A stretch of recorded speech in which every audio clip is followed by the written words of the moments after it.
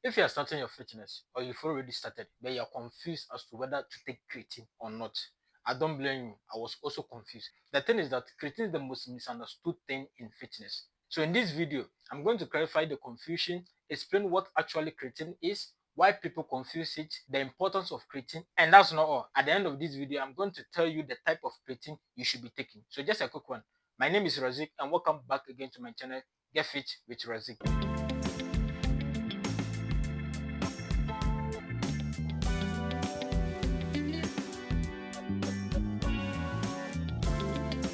So the thing is that creatine is one of the most misunderstood things in fitness. So when I started going to the gym, I was also confused as to whether to take creatine or not. Because when I go on social media, there are a lot of negative things about creatine. Creatine causes kidney damage, creatine causes loss of hair, creatine causes this, creatine causes that. There are a whole lot of misconception and myth about the supplementation of creatine. Until I did my own research before I came to the realization that creatine is actually safe for supplementation. So now, what do people normally get wrong about creatine? So the biggest mistake normally people do is that they try to put creatine in the category of steroid, because normally people who are into fitness or bodybuilders, they take creatine, and immediately when they take creatine they get bigger and bigger. So because of this, they think that creatine is also a type of anabolic steroid. Creatine are not steroid. Anabolic steroids are banned across all sports category, is banned by the Food and Drugs Authority. Meanwhile, creatine is not banned. It's actually accredited by Food and Drugs Authority. So it is safe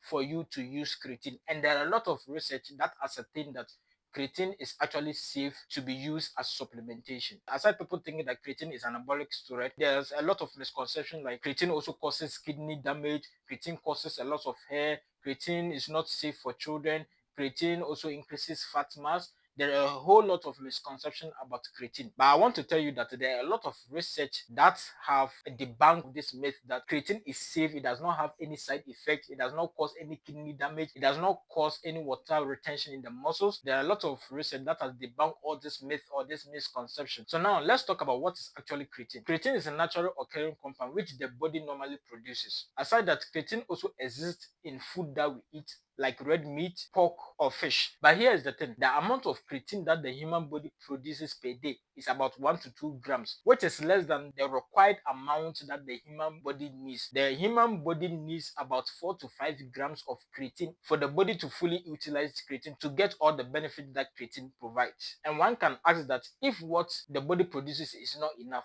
probably we can get it from food. The thing is that you can get creatine from the food that we eat, like red meat. But for every 1 pound of red meat, it contains 1 to 2 grams of creatine.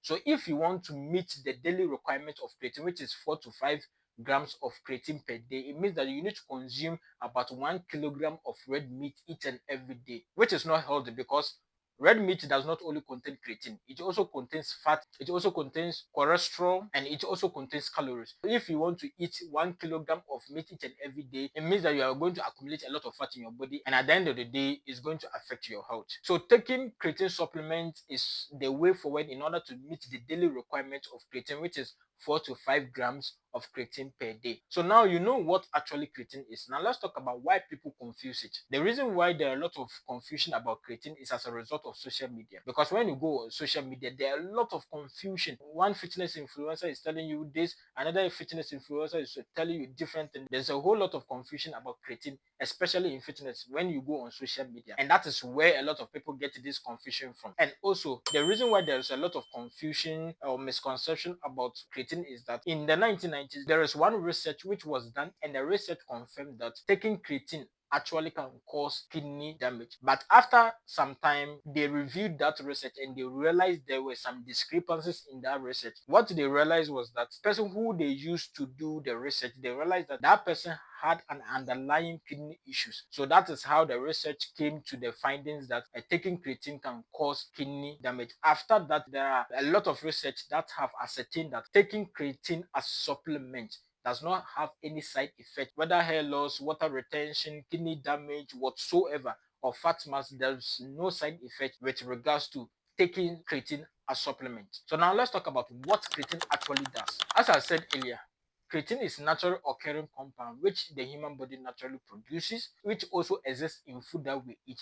So when we consume creatine, this is what the human body does. So when we consume creatine into the body absorbs this creatine into the brain, into the muscles, into the human cell. And when the creatine is being absorbed into the human body or the muscles or the brain, it also moves water into the muscles, and that's what causes the muscle growth. So this is what actually happens when we take creatine into the body. So now let's talk about some of the benefits of taking creatine. Some of the benefits of taking creatine includes creatine increases muscle size, especially when it is combined with resistance training. So that's why those in fitness they take creatine. So creatine helps to increase muscle size, it helps to increase muscle strength, and it helps to increase muscles endurance. Aside that, creatine also helps to increase cognitive performance of the brain. It also helps to increase the memory capacity of the brain, and creatine also helps in the recovery and repair of muscles. After any resistance training, the muscles get stretched. So when the muscles get stretched, it gets torn apart. It's through this recovery phase that's how the body repair worn out tissues. It repairs these tears and wears in the muscles, and that's how the muscle grows. So the creatine helps to bootstrap this recovery phase of the muscles, and as a result of it, it causes muscle growth. So creatine is very important